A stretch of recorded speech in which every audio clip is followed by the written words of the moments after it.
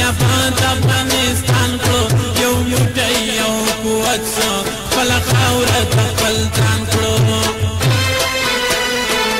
ټول راشي افغانانو سیافات افغانستان کړو یو موټی یو قوت سو خپل خاوره ته خپل ځان کړو یو موټی یو قوت سو خپل خاوره ته خپل ځان کړو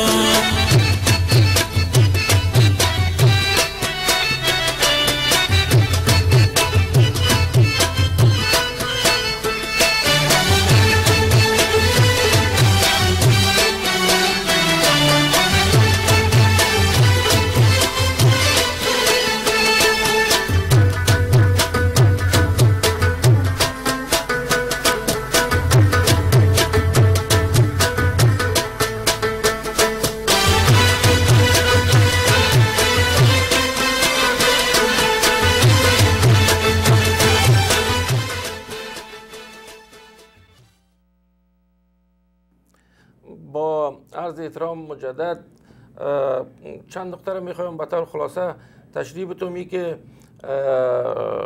والی صاحب کنرها شورای امانگیر در ولایت کنر به وجود آورده و ما باید شورای دفاع افغانستان در سرتاسر افغانستان تشکیل بدیم که موضوعات مربوط دفاع از خاک و وطن این شورا به دست بگیره و برادر پیشتر راجع به عمران خان صحبت کرد او یک ترک دیگه آیسای است که میخواهد که یک نفری که کریکت پلیر است و باید در افغانستان زمام امور به دست بگیره به اصطلاح در بسیاری مناطق او را تا اجازه نمیدادن کو بیایه بازیش تو قادر شد. ما براتان اطمینان میتم که پاکستان در حالت ورشکست است. رکود اقتصادی در پاکستان و کنفرما سمیال فعلا و قرار که پیشتر ما گفتمتان که این تشویش قوای نظامی پاکستان به وجود آورده و کاری که ما کنیم باید اتفاق کنیم کمک امریکا را بالای پاکستان قطع کنیم اونموز که انشاءالله پاکستان سقوط خواهد کرد و تجزیه خواهد شد. حالا ما میریم به تلفن هایتان. دیرانجرگاه بفرمایید صاحب.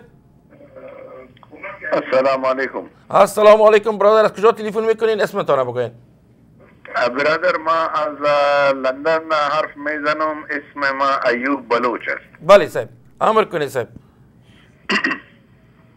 السلام علیکم آقای متین صاحب. السلام علیکم صاحب. ایوب جان سلام علیکم. حاجم ایوب. و علیکم سلام. دکتر صاحب ما شما را و آقای متین تبریک میگم که شما ای بسیار یک خوب پروگرام ماندن سر حالات افغانستان و بلوچستان و پنجابیا چی میخواین و یک استعماری حسابی که شروع کردن از 30-40 سال به افغانستان و میخواین که افغانستان یک صوبه پنجابستان جور بکنن. بله. غیر از این یک سوال از دکتر محمد حسن است که اینا ای حرف زدن که آل چونین از سنگاپور پورت گوادر که هست توضیح داده به چین از ای چی اثرات سر بلوچ و بلوچ قوم خط افتاد. ما میخوایم که امی سوال از دکتر محمد حسن بکنم. بفرمایید. Wajah, it's a great honor and pleasure to hear from you, Wajah Ayub, and thank you very much. I think Gwadar شما همونطور که فرمودید گوادر الان واقعا بلوچستان روی نقشه دنیا قرار داده و همونطوری که میدونید اهمیت استراتژیک هر که گوادر کنترل بکنه تنگه هرمز کنترل کرده. هر که تنگه هرمز کنترل کرده حیات اقتصادی دنیا رو کنترل میکنه و اینه که الان مسئله بلوچستان در سطح بین المللی مطرح شده و قدرت های بزرگ گریت گیم بازی بزرگ دوباره شروع شده. بله. و الان وقتی است که ملت بلوچ به کمک ملت غیور و افغان بتونه اون مبارزش پیش بره و به آزادی کامل و استقلال کامل برسه. و من به شما قول میدم که این اتفاق میفته. ملت بلوچ با تمام وجود این مبارزه را ادامه خواهد داد و 100% مستقل خواهد شد، دیر یا زود، هیچ شکی نیست. و من مطمئنم که ملت افغانستان هم 100% پیروز میشه، چون ملت بلوچستان مثل ملت افغانستان اینا یک پدیده تاریخی هستند. 5000 سال 6000 سال از ابتدای تاریخ تا الان بودند. این پاکستان یک پدیده مصنوعی است، 40-50 سال بیشتر نیست و محکوم هم به فناست، چون مردم نمیخواند. این کشورهای کنجه هستند. من به شما قول میدم هم ایران هم پاکستان اینا از هم، چون کاخ ظلم هیچ وقت پایدار نمیمانه و همونطوری که در اسلام گفته شده الملک یدوم مع الظلم ولا یدوم مع الکفر، یدوم مع الکفر ولا یدوم مع الظلم. ملک با کفر پایدار میمونه ولی با ظلم هیچ وقت پایدار نمیمونه. و انشالله که این خواست شما که خواست تمام ملت بلوچ واج ایوب هرچه زودتر به ثمر برسه و خود ملت بلوچ بندر گوادر اداره بکنن، نه سنگاپوریا، نه پنجابیا، نه هیچ کس. فقط ماییم که تصمیم بگیریم خود ملت بلوچ که کی بیاد اونجا درها سرمایه گذاری بکنه، کی بیاد اونجا پایگاه داشته باشه. بله. و منم قول میدم به برادران افغان که یعنی بلوچستان مستقل بشه، ما به اونها دسترسی کامل، یعنی روابط کاملا برادرانه که بتونن افراد کالاها بدون هیچ ممانعتی محل تجارت بین بلوچستان و افغانستان به عنوان دو کشور مستقل برادر همسایه که روابط تاریخی داشته باشند ادامه پیدا بکنه و ادامه پیدا خواهد کرد انشاءالله. یک نکته دیگر رو ما میخوایم ذکر کنم و او است که بندر گوادر از نظر اقتصادی بر جهان غرب یک حیثیت یک شاهرگ داره. چرا قرار که شما گفتین کنترل منابع نفتی خصوصا در خاور میانه و همسایه افغانستان یک مسئله، یک ارزش حیاتی برای ممالک غربی بالخصوص امریکا داره. و اگر شما ببینین دولت چین فعلا پالوی فیلیپین یک ذخیره تیل به اصطلاح در بر پیدا کرده، اونجا کشتی‌های جنگی خود روان کرده، نه امریکا رو میونه نه کسی میونه که از جلتا تیر شوه. ما مطمئن هستم که موضوع دیوران الفصل شدنی زود و این دولت پنجابی پاکستان انشالله سقوط خواهد کرد. در یک حالت میشه که ما اتفاق کنیم و ما هم بستگی خود نشان بدیم تمام افغانا و ما کت برادرای بلوچ خود یک جای در این مبارزه اشتراک کنیم که ما به اصطلاح فعالیت‌های ما را قوی‌تر میسازه و جهان زیادتر توجهش به می پرابلم ملی ما میشه که ما به می اساس ما دکتر سیوی موضوع را گپ زدیم و گفتیم که همی همکاری مشترک ما اعلان کنیم. در این حال کسی میخواد که ما میخواهیم که تقریبا یک 40 دقیقه دیگه بریم. کسی میخواد اسپانسر شو یک چند ساعته لطفاً به اداره تلویزیون تلفن کنه اگر شما میخواهید که چند ساعت دیگر اسپانسر شوین. دیران جرگه بفرمایید صاحب. من دوست آقای دکتر حسین بر هستم. امر کنید صاحب. اسمم صدره. بفرمایید صاحب. میخواستم که بله جناب دکتر صدرالاشراف بزرگ، سلام و درود ما بر شما و بر ملت بزرگ ترک.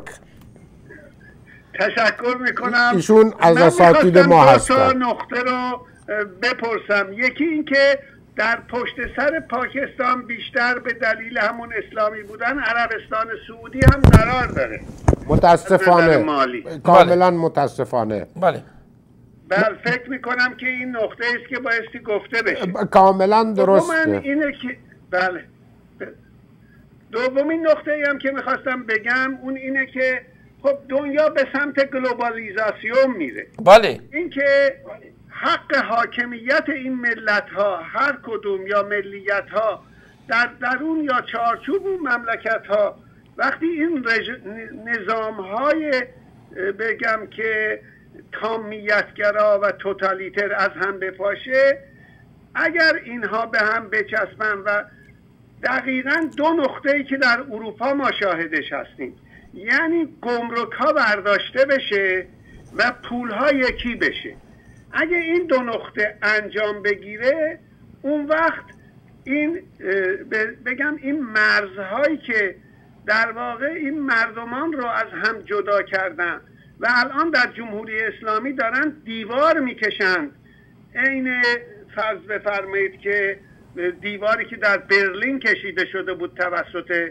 روس‌ها، مسکو اون قدیم، به هر حال یادآور اون نوع کارهای عجیب غریبه. طبعا اینها بایستی از بین بره و این بگم که فاصله ها از میان برخیزه.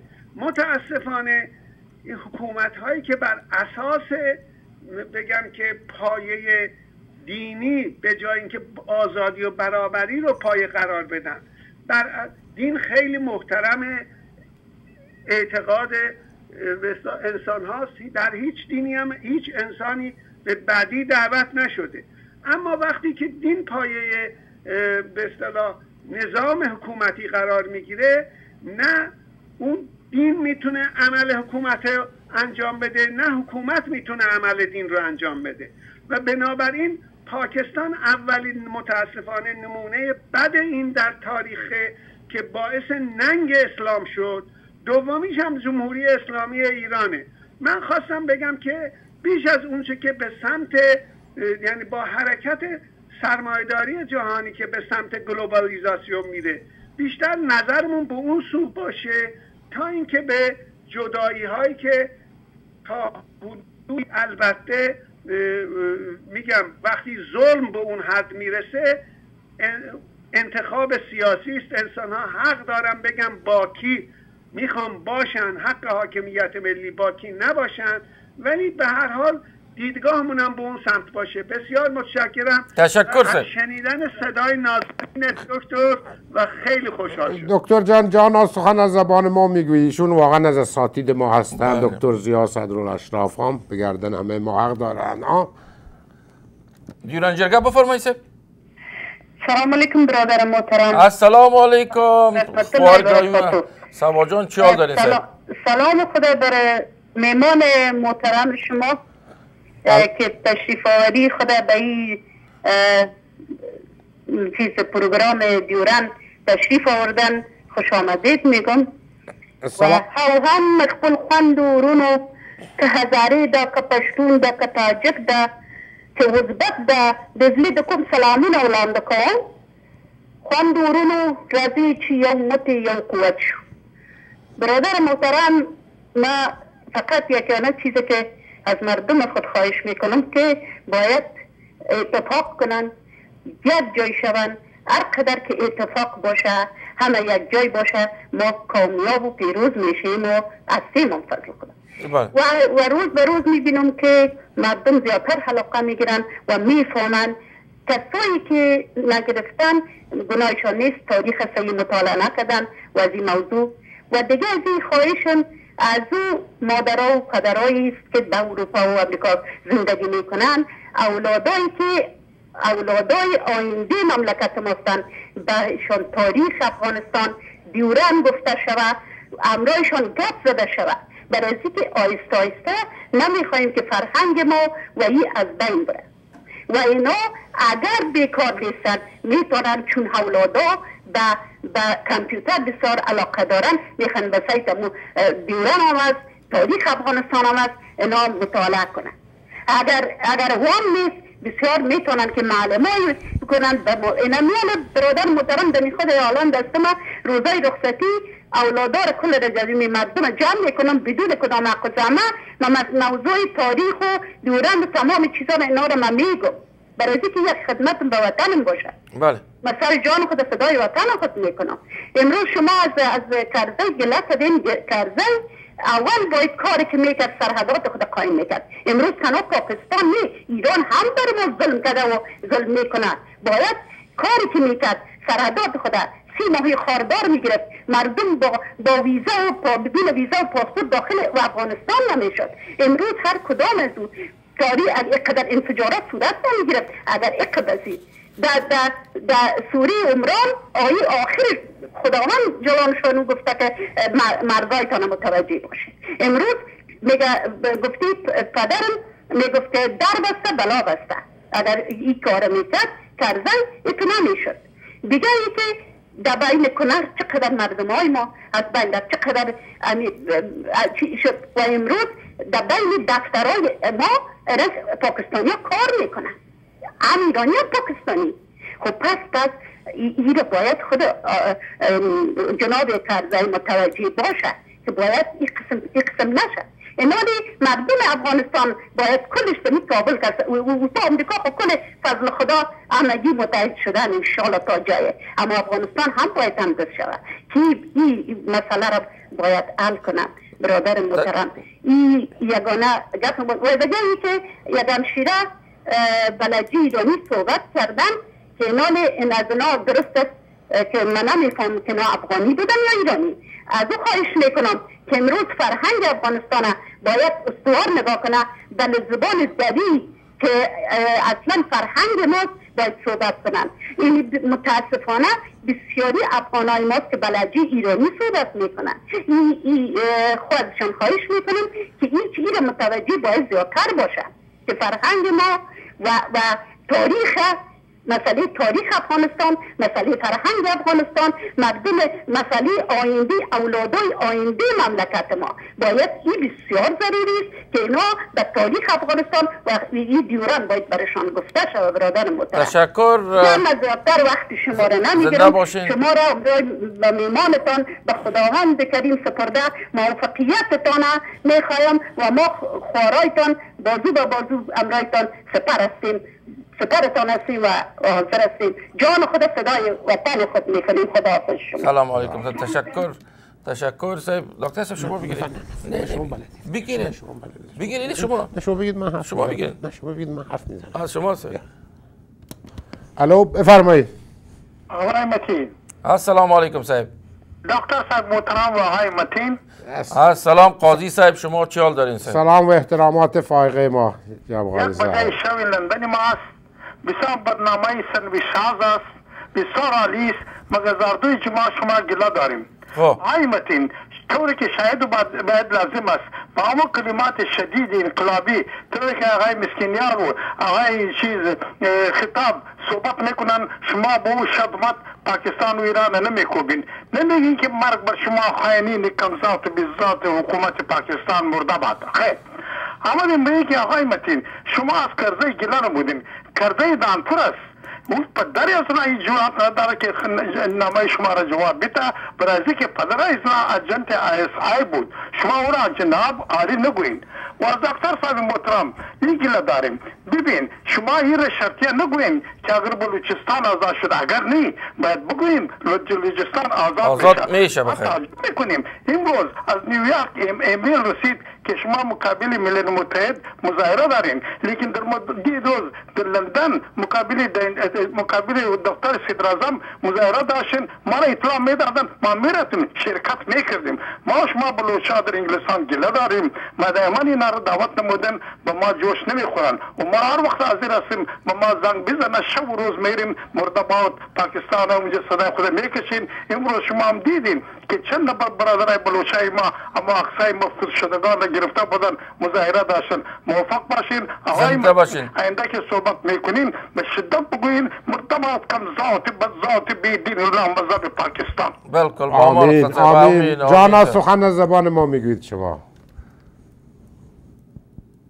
دیران جرگه بفرمایید صاحب. سلام علیکم. السلام علیکم برادر گرامی، امر کنید صاحب. خواهش میکنم. سیروزان متین اسم داوود شاه افریدی است. احترامات خود خدمت شما، مهمان محترم شما، برادر بلوچ افغان تقدیم میکنم. امر کنید صاحب. لطف کنید. سوال من راجع به مهمان شماست. با اساس سابق تاریخ افغانستان از آمو تا آباسین، بلخ و بدخشان، بلوچ و بولان خانه مشترک تمام اقوام افغان ها میباشد.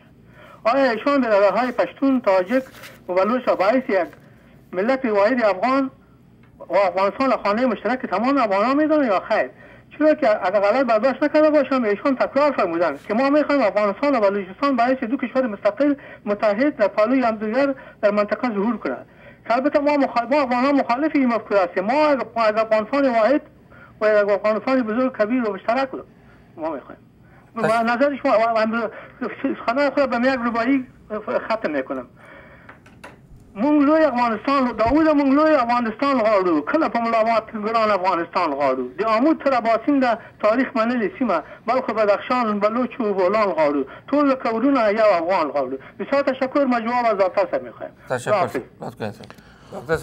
این فرمایشی که شما کردید که البته ما به احساسات شما خیلی احترام میگذاریم، به احساسات برادرانی که مثل شما فکر میکنن، ولی اگر شما فقط روی این احساسات فکر میکنید، الان که ملت بلوچ روزانه درگیر یک جنگ نابرابر تحمیلی هست، هر روز در مقابل قوای 500,000 نفری جرار خونخوار پاکستان مبارزه میکنه، چرا شما نمیایید کمک بکنید بعد این حرفا رو بزنید؟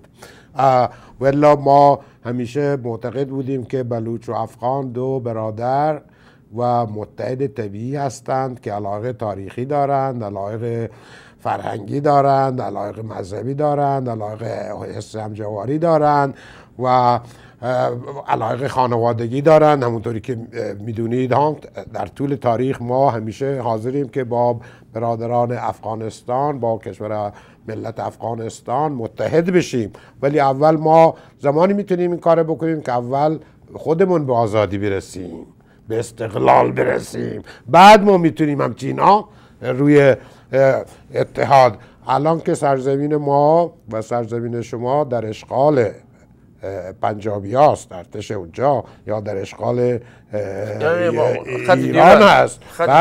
بله شما بیایید این کاری که برادر متین صاحب کرده، شما این خط دوران این از بین ببرید، خود به خود بلوچستان و افغانستان دوباره متحد میشن، یک جا میشن. برادر گل، شما قرار پیشتر شنیدین که دکتر صاحبی را گفت که ما یک جا هستیم که برادرای افغان خود یک جای هدف مشترک داریم، یک جای مبارزه میکنیم. دیران جرگه بفرمایید صاحب. السلام علیکم. السلام علیکم برادر گل، امر کنید صاحب. ګرانه مشره او د قدر وړ ورور متین صاحب ستانکزی د حالن نه خبرې کوم. السلام علیکم ستانکزی صاحب، څنګه حال دی صاحب؟ خدای دې وکړي چې تاسو جوړ تیار اوسئ. زه د خپل د مینې نه ډک سلامونه اول تاسو ته وړاندې کوم. د ستاسو ډېر ژوندی اوسئ صاحب. قدر وړ دروند مېلمه ته وړاندې کوم. اول زه تاسو ته د تاسو د مسیح تبریکې وایم او بعد دغه نه بیا تاسو مېلمه ته هرکلی وایم. په دې موقع کې زه ستاسو وخت ډېر نه نیسم. زه صرف دوه مسلې تاسو ته وړاندې کوم. هغه دا ده چې کله چې موږ د پاکستان خبره کوو یا د پاکستان د خلکو خبره کوو یا د ISI خبره کوو، باید په دې کې موږ تفکیک وکړو چې دغه دایه او د ډیورند د جرګې کوم ملي حرکت چې ده، دا هیڅ کله د پاکستان د خلکو په ضد باندې نه ده. بلکل صحیح. دغه حرکت او کله چې موږ وایو پاکستان، یعنې د موږ منظور دا ده چې د پاکستان د نظامي استخباراتو شبکه چې ISI ده، د موږ منظور له د خبرې نه ISI ده. او ISI هغه توره هیلهګره شبکه ده چې حتی د هغو د پلانونو نه، د ISI د پلانونو نه حتی د پاکستان پارلمان هم نه خبرېږي. بله. هغه دوی داسې په هیلهګرۍ سره د خپل کارونو مخ ته بیایي دیگه نزدیک دوستان هم نخبری دیگه پروگرامونه نه په هر حال باندې زه دا وایم چې تر څو د ډیورنډ مسله او د ISI لاسونه د افغانستان نه قطع نشي هیڅکله په افغانستان کې قرارۍ او ترقۍ او په افغانستان کې خوشحالۍ هیڅ وخت نه راځي. په دې باندې باید ټول زمونږ افغان وروڼه څه په افغانستان کې دي یا څه په بهر د افغانستان کې په دې حقیقت باندې پوه شي که موږ واقعا افغانستان د خپل غواړو سرلوړی افغانستان غواړو جګ افغانستان غواړو موړ افغانستان غواړو او د ترقۍ او د خوشبختۍ نه ډک افغانستان غواړو د دې نه یوه لاره دغه دی چې موږ د خپل شرقي جنوبي دروازې باید بندې کړو. موږ باید دغه دروازه چې خلاصه ده او هر څوک چې غواړي له دې دروازې نه افغانستان ته راداخلېږي او د خپلې دسیسې کې او د خپل د مفاداتو دپاره دلته کارونه کوي باید دغه دروازه په هر صورت چې کېږي بندېږي.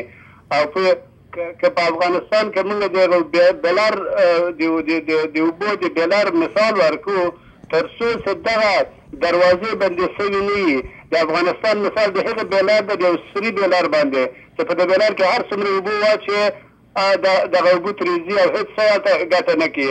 اولین شرط دا دی چې افغانان په ټوله دنیا کې په هر څه کې دغه غږ دیږي کې موږ نه غواړو چې په وینو باندې او په ټوپکو باندې او په جنګ باندې دا مسله لکو. موږ غواړو د خپل د اواز په قوت باندې دغه اواز دنیا ته ورسوو او دنیا ته د خپل حق ثابت کړو چې موږ حق ده او په مسالمت آمیزه توګه سره موږ خپل حق واخلو او حق په حقدار باندې ورسیږي. بازم من از مهمان گرامی شما دکتر صاحب بسیار قدرمند حسینی آقای دکتر صاحب هستند که من بسیار خوش هستم کنار در برنامه من ببینم. واقعا یک شخص بسیار پر معلومات هستند و شما آقای متین بسیار موفق هستیم که شما همتون دوستا و برادرها و دانشمندا و محققین در این مورد شما دعوت میکنین و این مسئله را برای دنیا و برای افغانا به طور بسیار خوبش میرسانین. برنامه‌تان بسیار موفق است و برنامه بسیار پر محتوا و برنامه بسیار پر معلومات است.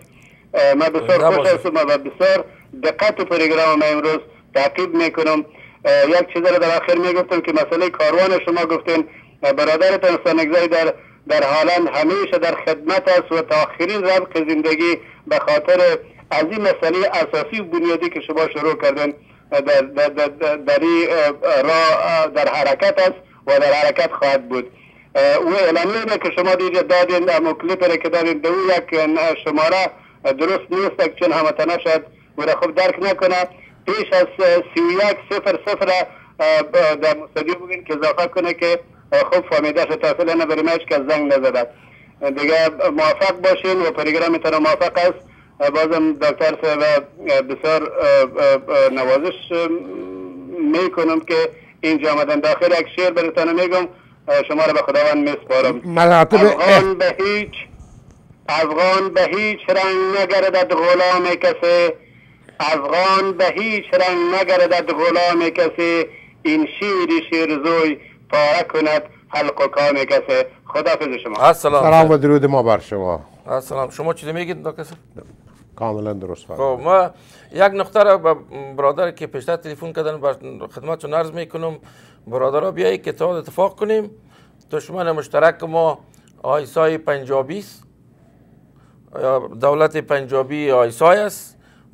دشمن مشترک ما که هم ما را میکشه هم برادرای بلوچ میکشه. و ما شما اتفاق کنیم دشمن مشترک از بین ببریم. موضوعی که بین خود ما می باشه و موضوع رو ما هر دقیقه میتونیم حل فصل کنیم. کاملا درسته و من در تایید فرمایش. چرا ما شما پیش از اینکه ببینیم ما معذرت میخوایم گپتون پیش از اینکه ببینیم موضوع از پای بکشیم ما باید هوشیارانه حرکت کنیم. بله من در تایید فرمایشات برادر متین صاحب این عرض کنم هم که ما واقعا بسیار هوشیار باشیم و نگذاریم که این دشمنان ما مثل زمان انگلیس که تفریق بنداز حکومت کن بین بلوچا و افغانا یا بین قبایل افغان یا قبایل بلوچ تفرقه بندازند. این هدف اصلی، سیاست اصلی ISI ها و ملاها در ایرانه که نگذارند بلوچ و افغان متحد بشن، چون میدونند که اگر اینا متحد بشن یک قدرت بزرگی میشن و نمیگذارند که ملت افغانستان از ملت بلوچ در این شرایط حساس، در این شرایطی که جنگ هست، اونطوری که باید شاید کمک بکنه. ما نباید اجازه بدیم که دشمنان ما بین ما تفرقه بندازند و از آب گلالود ماهی بگیرند. و یک نقطه دیگر باید ذکر کنیم خدمتتون خوارا و برادرای گرامی که باید ما هر موضوع ملی خود به شکل مثبتش ارزیابی کنیم. ما نکاتی که توسط نوکرای پاکستان ذکر میشه و رو باید ما تکرار نکنیم. چرا؟ باز فرق بین ما و اونا چی است که ما دایم موضوعات منفی را در مورد موضوعات ملی خود ما ذکر کنیم. باید ما پیشتر گفتم او خوارا و برادرایی که در تلویزیونات شما تلفن میکنین، لطفاً از منفیگرایی شما صرف نظر کنین، تمام موضوعات از نظر ملی طرح کنین. همین عساکری که ما داریم، عساکری که فعلا ما داریم، پلیسی که ما داریم، اونا تا آخرین رمق حیات خود در دفاع از منافع ملی افغانستان دفاع میکنن. شما نگذارین که چیزایی که پروپاگاندی که آیسای پاکستان در مقابل افغانستان او را استفاده کنن که هیچ چیز نیست. شما یعنی به این معنا تمام دستاوردهایی که ما داریم مردم افغانستان داره، او برادرایتان است، او خوارایتان است، خوای نظامی یا در پلیس افغانستان کار میکنن، حیاتشان در خطر هستند. ما براتان ایسایش دادم 10,000 پلیس ما، عسکر ما شهید شده که چقدر زخمی شده سیبیر کل شکی کده آیسای پاکستان کده. ما تارال ما نمی تابال ما یلا این موضوع را حل نکردیم که چطور مشکل خود بین خود ما حل فصل کنیم. کاملا فرمایش شما درست. شما لیاز خدا دیگه 12 سال بس است، حال وقت است که ما اتفاق کنیم موضوعات ملی خود و در به وجود آوردن یک شورای دفاعی ملی افغانستان، یک شورای ملی دفاعی افغانستان ما باید در خود افغانستان و در اروپا باید تشکیل بدیم که موضوعات ملی را پیش برند. و ای که قاضی صاحب گفتن که چرا به لعن شدید تنقید نمیکنیم پاکستان، ما لعن شدید تنقید میکنیم پاکستان، اما ما فعالیت های ما نظر سیاسی است. ما موضوعات ملی خود به شکل آبرومندانه پیش میبریم. ما مردم سربلند هستیم، ما مردم غیور هستیم.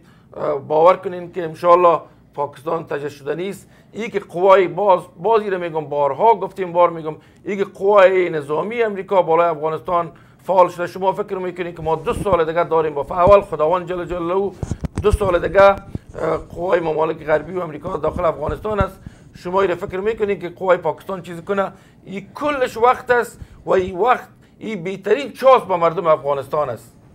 شما هیچ وقت نگذارین، میگم هیچ وقت شما نگذارین که کسایی که منفیگرایی میکنن سر شما، سر روحی ملیتان تاثیر کنن. سر دیران جرگه امر کنین. سر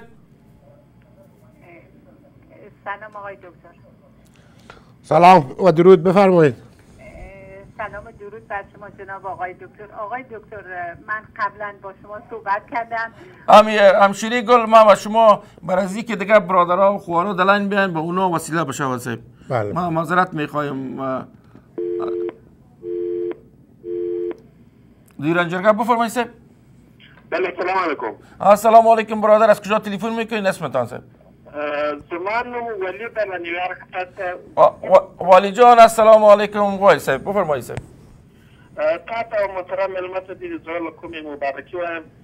ډېر په زړه پورې پروګرام تاسو ته کړی دا موږ ډېر استفاده ځینې وکړله.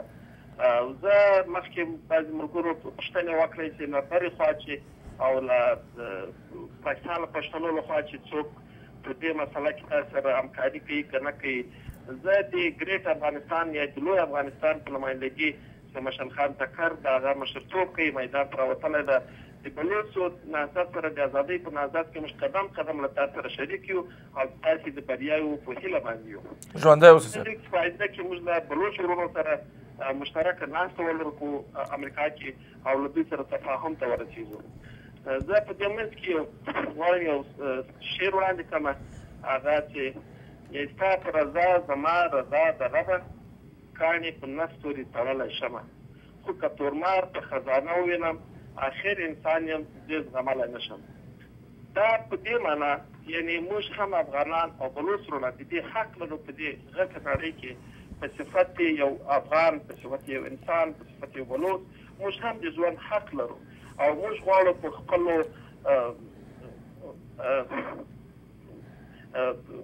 شیان چې موږ معدنونه او موږ خپل امکاناتو باید موږ خپل اثر رسوخ ولرو، دا باید موږ په لاس کې.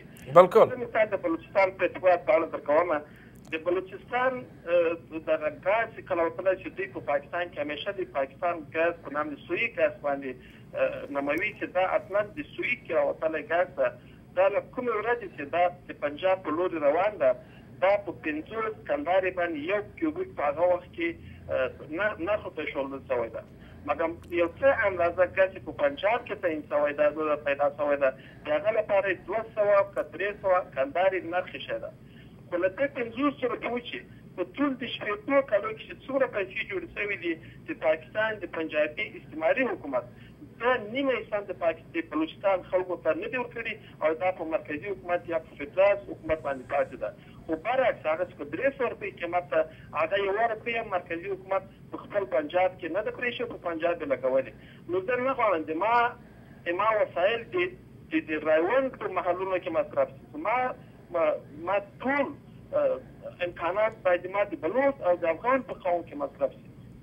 بل مثال ښه مثال دغه ده، د بلوچستان په کوادر په ساحلو کې د پاکستان پوځ ځان ته 8 لکه ایکړه ځمکه واخیستله. د دې ځمکې قیمت یې 1 کلداره دا پکې شو. تاسې په د دنیا په یوه وچه کې وګورئ، په افریقا کې وګورئ، تاسې په سپوږمۍ کې وګورئ، په مریخ کې وګورئ، په 1 کلداره ولاکه تاسې یو چیرې ځمکه پیدا کړئ.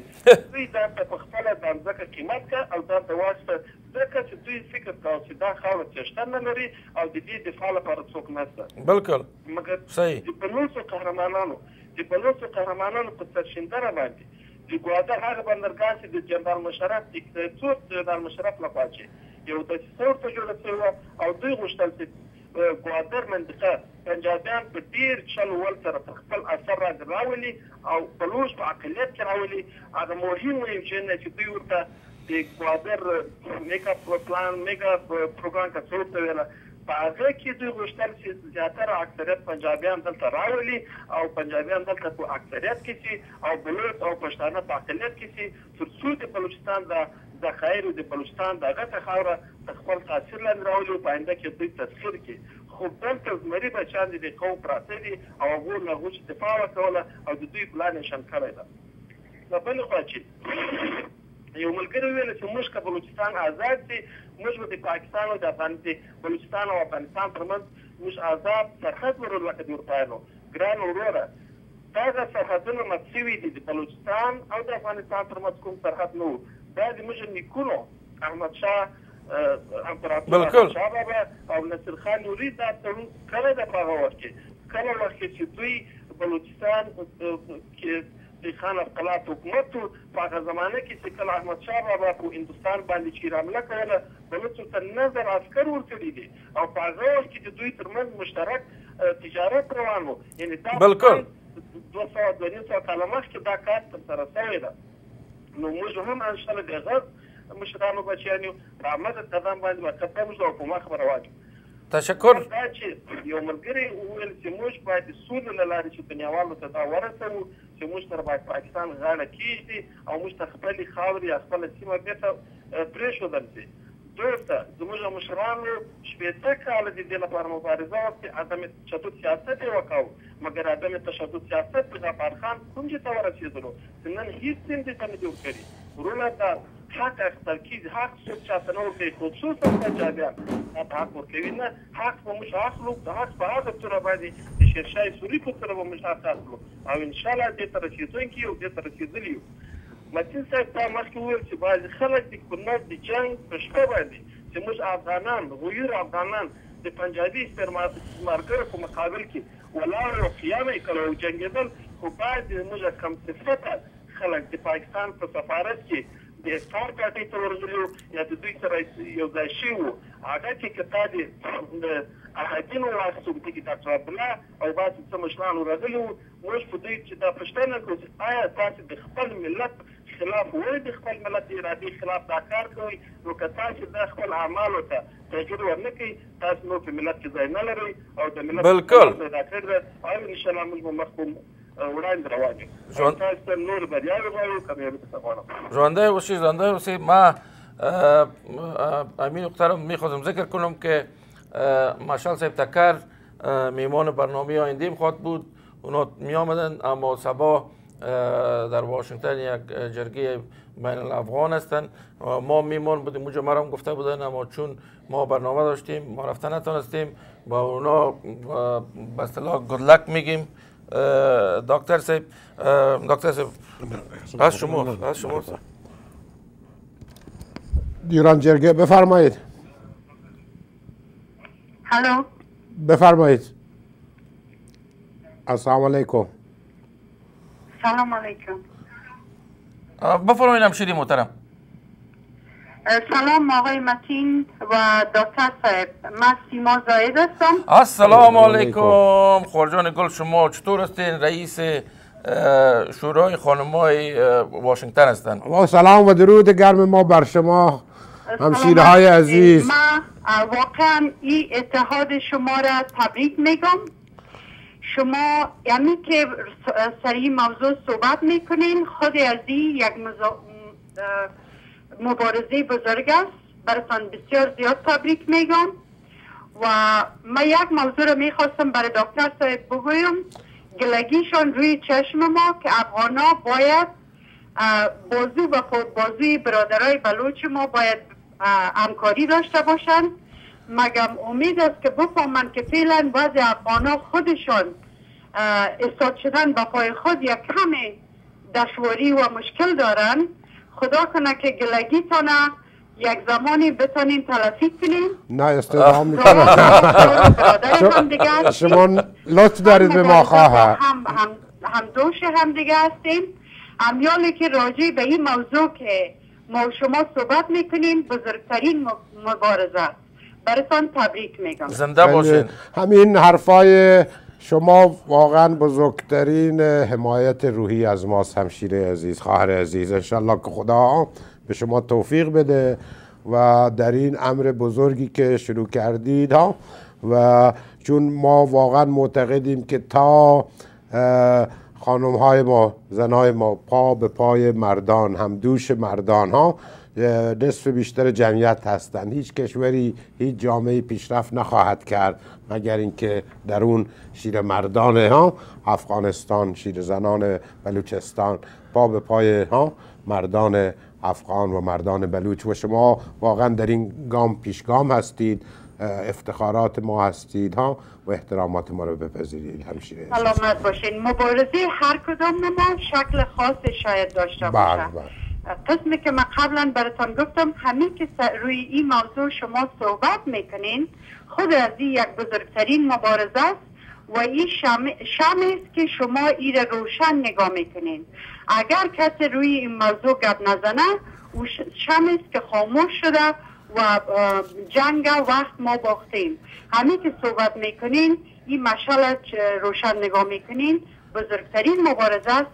چی زن هستیم چی مرد هستیم دوش به دوش هم انشالله چیزی که هدف داریم روز به روز نزدیکتر شاید شاییم. بعض وقت کم زیادتر شاید فداکاری و همکاری داشته باشیم، بعض وقت کمتر.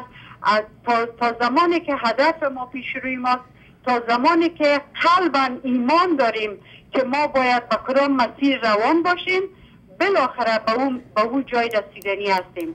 برای شما تبریک میگم و ما وعده دائمی خدا برای هر گونه همکاری به این هدف بزرگ و با یک افغانستان متحد، بلوچ، پشتون، افغان، ازبک، فارسی، هر چیزی که نام بگذارین به یک اتحادیه بزرگ و وسیع که نام پاکستان در اوجا وجود نمی داشته باشه. انشالله.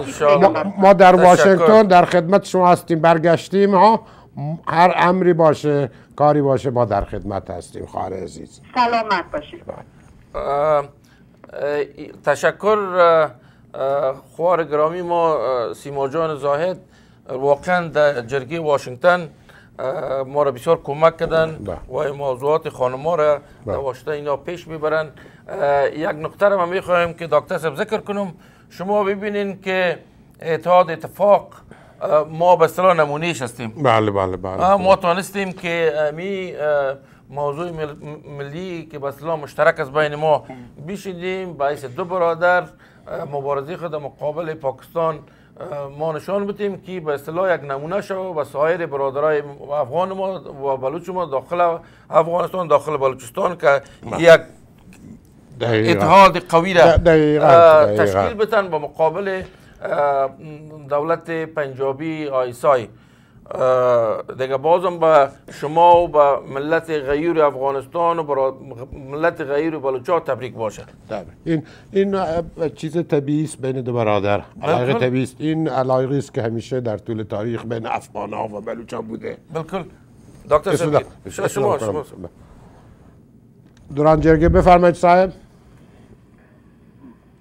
بله آقای متین بفرمایید صاحب، در خدمتتان هستیم. اسمتان از کجا تلفن میکنید صاحب؟ من قاسم ترین هستم. خواستم که سلام احترامات خود برای خودت و برای دکتر صاحب محترم دکتر بور و همچنان برای تمام بینندای محترم افغان در سراسر دنیا و با پشتیبانی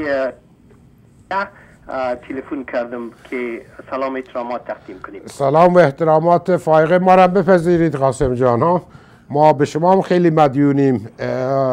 قاسم جان واقعا همیشه ها تلاش کردند و خدمت بزرگی کردند ها و که اتحاد بلوچ‌ها و ها برادران افغان ها شکل بدن ها و انشالله که زحمت های ایشان ها به ثمر میرسه انشالله.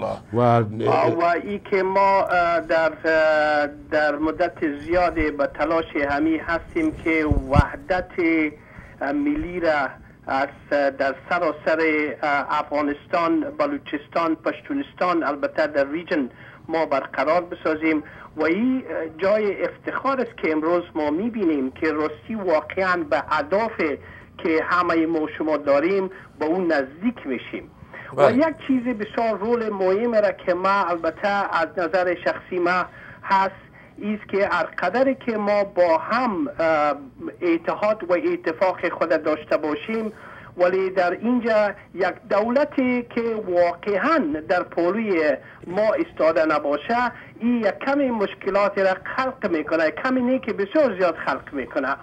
با مو خاطر است که اگر ما امروز متوجه به یک حرکت وحدت و آزادی افغانستان باشیم که ما بتونیم از اون نگاه همه را با هم یک جای و زیر یک پلتفرم اسلامی که البته همه مردم در ریجن یا در منطقه با هم یک جای و اتحاد داشته باشند، توسط یک پلتفرم اسلامی و یک دولت مستحکم که بتونه ما مردم با هم یک جای بسازه البته لازم است.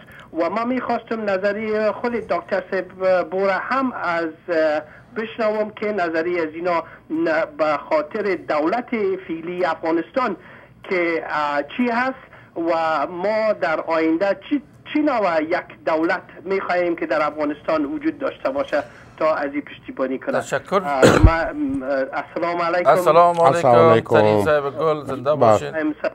بفرمایید شما بفرمایید. من قبلا عرض کردم که ملت شجاع و غیور افغان همیشه از ملت بلوچ حمایت کرده به عنوان ملت برادر ها، ملت متحد.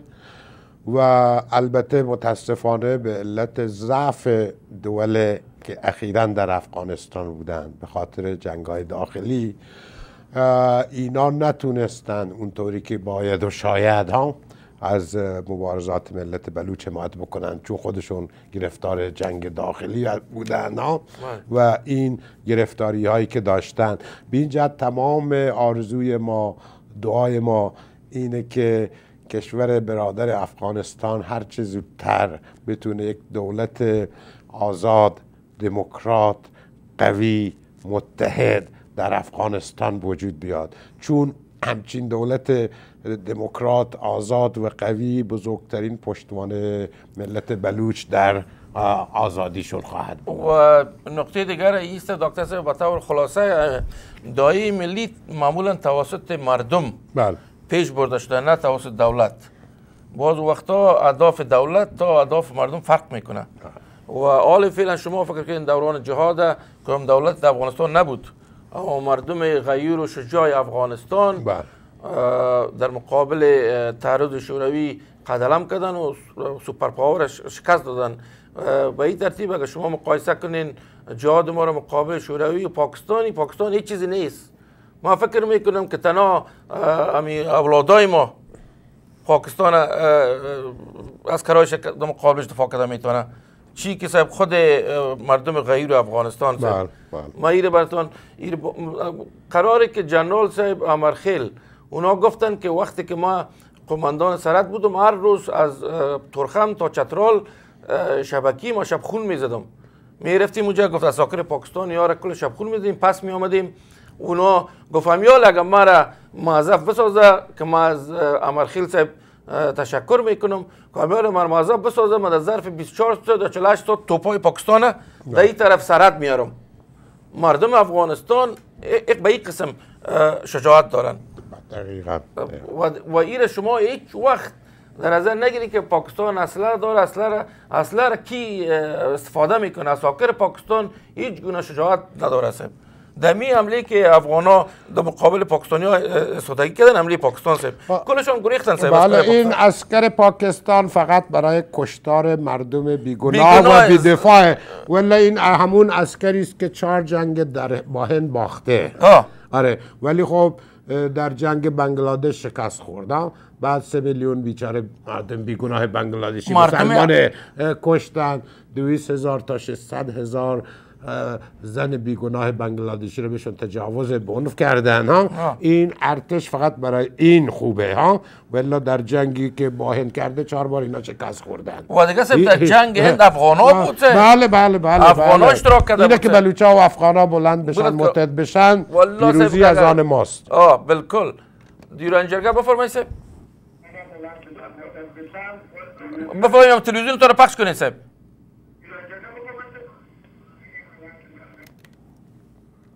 دیران جرگه بفرمایید صاحب. بله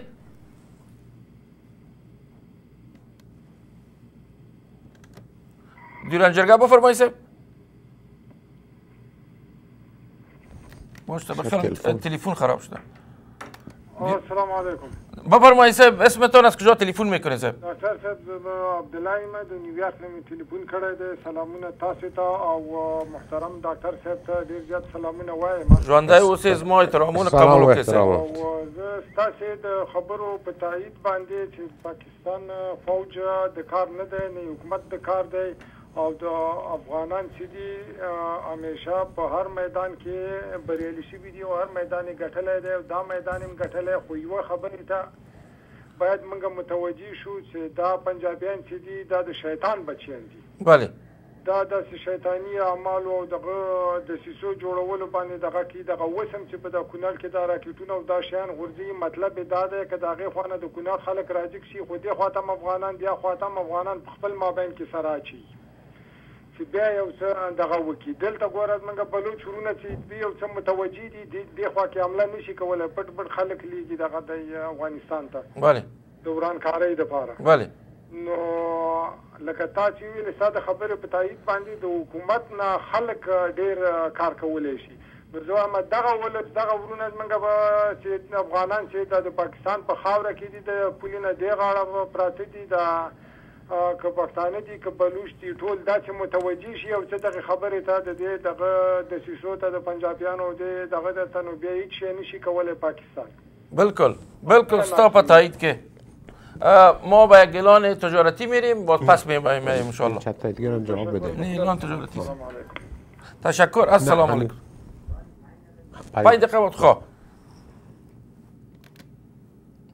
دیرانجرگه امر کنید صاحب. خلاصه صاحب وقت ما کم است. سلام احترامات ما خدمت شما برسد.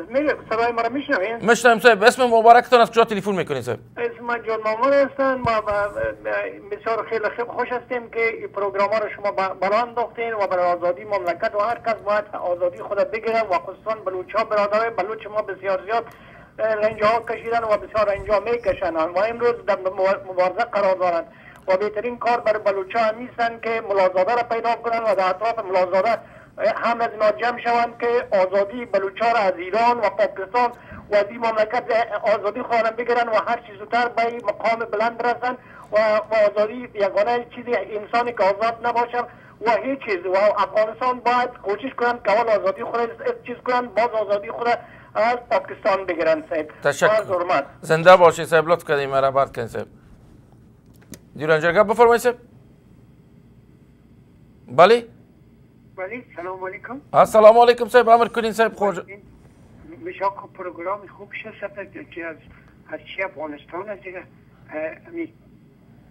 بله بفرمایید. آوازتون میشنوم صاحب. بله که باز بخواهید اشیا شروع کنیم ما شما مسئله قبایل و چیز سپاس که پاره باز بسیار چیز وطندارای ماست که از این شینان میخوره از این قبایل بود و کار بود و یک 40 سال این کار پیش رفت و مگم فکر من جای نگرفت. اگر عزم قوی باشه اگر کس میکنه اگر نمیکنه یک دام روزی جور کردن نرایده گپ است که چل دیگه صاحب بخیرم برادر نمیفهمیدن چی میگن. ما برادر عزیز ما بسیار معذرت میخوایم. ما نفهمیدم که مقصد شما در این قسمت چی بوده. معذرت میخوایم از این که وقت ما پوره شده. ما از شما بسیار زیاد تشکر میکنم. خداوند جل جلاله این مصیبت و این ظلمی که بالای مردم افغانستان توسط دولت پنجابی پاکستان میشه و بالای برادرای بلوچ ما میشه، خدای ظلم اختتام ببخشه و مردم افغانستان دائم شجاع بوده از مملکت خود از خاک خود دفاع کرده و دفاع میکنه و ما مطمئن هستیم برادرها و خوارای عزیز هیچ وقت شما تشویش به دلتان را نتین. انشالله با اتحاد اتفاق ما انشالله دولت پنجابی پاکستان هیچ چیزی نخواهد کرد. دکتر صاحب از آمدن شما بسیار ممنون هستم. از اینکه فرصت به ما دادید ما از شما واقعا و دیورنجرگه تشکر میکنیم و توفیق روزافزون شما رو میخواهیم. این یک قدم تاریخی است و ما 100% حمایت میکنیم به آرزوی روزی که بلوچستان ها آزاد ها و مستقل بشه و به آرزوی روزی که افغانستان مستقل افغانستان واحد و به آرزوی روزی که بلوچا و افغان ها بتونن مثل همیشه به صورت برادر ها متحد تاریخی در کنار همدیگه در جای خودشونه در جامعه بین المللی سرفراز کسب بکنن. بالکل. تا برنامه آینده شما را با خداوند جل جلاله میسپارم. السلام علیکم و رحمت الله و برکاته. خیلی تشکر. تشکر. سیافات افغانستان کو یو موټی یو قوت سو خپل خاوره خپل ځان کړو ټول راشي افغانانو سیافات افغانستان کو یو موټی یو قوت سو خپل خاوره خپل ځان کړو یو موټی یو قوت سو خپل خاوره خپل ځان کړو.